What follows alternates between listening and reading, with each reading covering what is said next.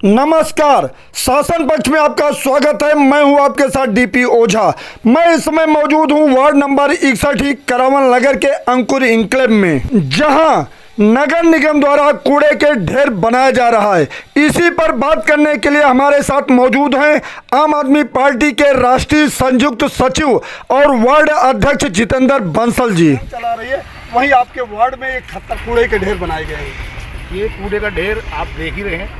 साथ के साथ मैं आपको ये बताना चाहता हूँ इस चैनल के माध्यम से कि ये बराबर में ना बिल्कुल दिल्ली में घुसने का एक रास्ता है, जिसे बॉर्डर बोलते हैं दिल्ली और यूपी का।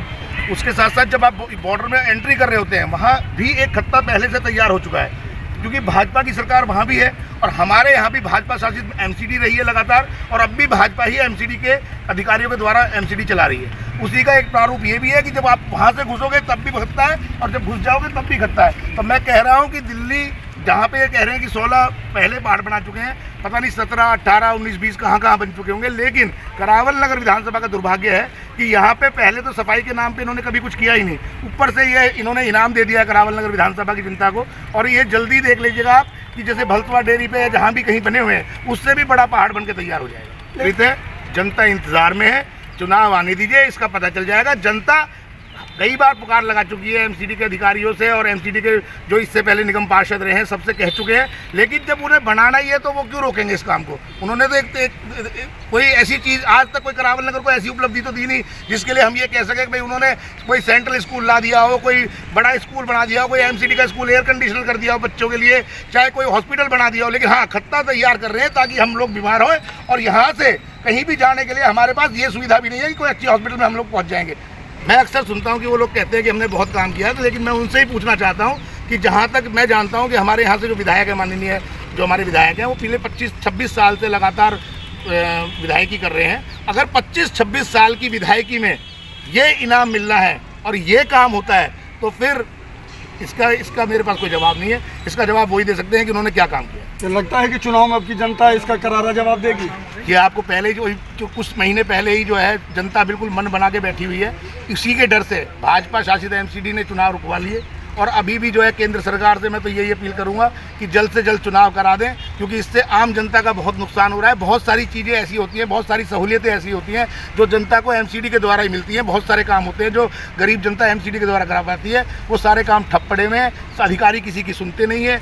देखिए, जो सब्सिडी बंद कर दी है उसको के लोगों को जागरूक करने के लिए मैं देख रहा हूँ कि आप रिक्शे के माध्यम से भी यानी संचालित किया है, लोगों को जागरूक कर रहे हैं। क्या है उसमें विशेष? श्री अरविंद केजरीवाल ने के आदेश अनुसार ये काम हो रहा है, क्योंकि बहुत सारे लोग कहते थे कि हमें फ्री नहीं चाहिए, तो उन्होंने कहा कि भाई जिसे फ्री नहीं चाहिए वो छोड़ सकता है, लेकिन जिस पूरी दिल्ली की जनता अगर कोई चाहता है तो हम अब जो है डोर टू डोर के माध्यम से उनके घर तक जा रहे हैं, और हमें उन्हें यही बताना है कि बहुत सारे लोग हैं जिनके पास वो सुविधाएं नहीं है कि वो अपनी सब्सिडी वापस ले सके।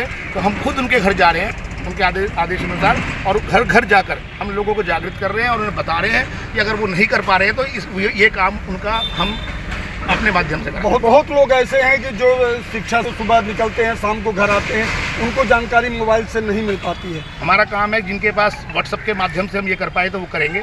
दूसरा तरीका ये है कि अगर वो नहीं कर पा रहे हैं उसको, तो हम अगर उनके पास मोबाइल भी नहीं है, हम किसी और से मोबाइल की मुहैया करा के उसको करा के देंगे। अगर वो सुविधा भी उनके पास नहीं है और दूसरा कोई नहीं करा के देता है, तो फिर हमारे पास दूसरा एक तीसरा ऑप्शन ये है कि जो बिल आएगा, बिल में एक नीचे पर्ची है, हम उस पर साइन करा के उसे भर के वो अपने पास रख लेगा। जहाँ भी बिल जमा करने जाएगा उसे वहाँ जमा कर देगा, सब्सिडी उसकी उसी दिन से चालू होगी। चलिए, जो नाला बना है इसके बगल में ही फुटपाथ बनाया गया है, जो जिससे पब्लिक का आवागमन है, और ख़ास करके यहाँ की लगभग हज़ारों लोग इस रास्ते से आते जाते हैं।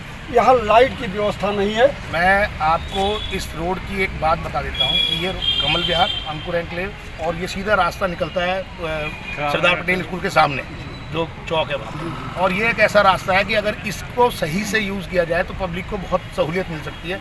बहन बेटियाँ आराम से निकल सकती है। आज तक इस पर एमसीडी के द्वारा एक खंभा नहीं लगाया गया, और ना ही इस पर कोई लाइट की व्यवस्था है। जब आप ये देख रहे हो पूरा एरिया, इसमें कहीं कोई लाइट की व्यवस्था नहीं है। पिछले काफ़ी टाइम से ऐसा होता आया, कभी किसी बच्चे की डेड बॉडी यहाँ पे मिली है, कभी कोई और छीना झपटी हो गई है, कभी कुछ और हरकतें हो गई हैं, कभी लड़कियों को छेड़ा जाता है, लेकिन एमसीडी ने कभी इस पर कोई संज्ञान नहीं लिया। तो आपके चैनल के माध्यम से बताना चाहता हूँ कि ये ऐसा रोड है कि अगर इसको लाइट रहे इस पे तो लोगों को बहुत सहूलियत मिल सकती है, आने जाने में बहुत आसानी हो जाएगी।